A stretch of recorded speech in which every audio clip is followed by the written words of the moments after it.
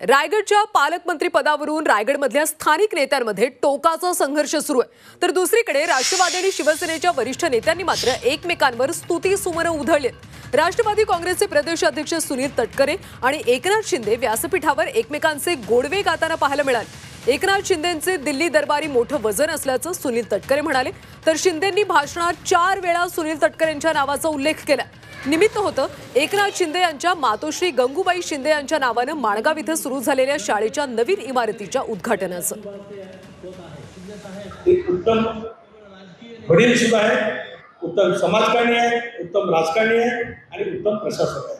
अजितदादांच्या कार्यक्रमामध्ये मी मांडला सांगितलं की नैसर्गिक आपत्तीमध्ये धावून येणारे या देशातील 2-3 महत्त्वाचे नेते असतील, ज्याच्यामध्ये आदरणीय पवार साहेबांचं नाव घेता येईल, पण एकनाथ शिंदेचं नाव सुद्धा घ्यावं लागेल की ज्या ज्याला नैसर्गिक आपत्ती आली त्याला वेळ काळ याचा जराही न विचार करता आपत्तीला धावून जाणारे नेते म्हणून एकनाथराव शिंदेची ओळख त्या ठिकाणी आहे।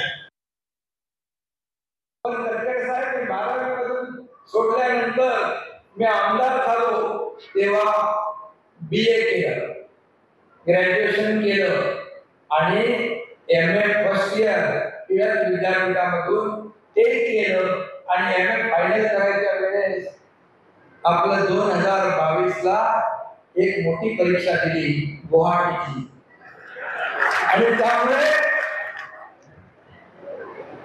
पण मी ते करणार इच्छाशक्ती आहे आणि इच्छा दिसेल ते मार्ग दिसेल, त्यामुळे ते मला राहिलं आणि या महाराष्ट्रामध्ये सर्वसामान्यांचं सरकार आणलं।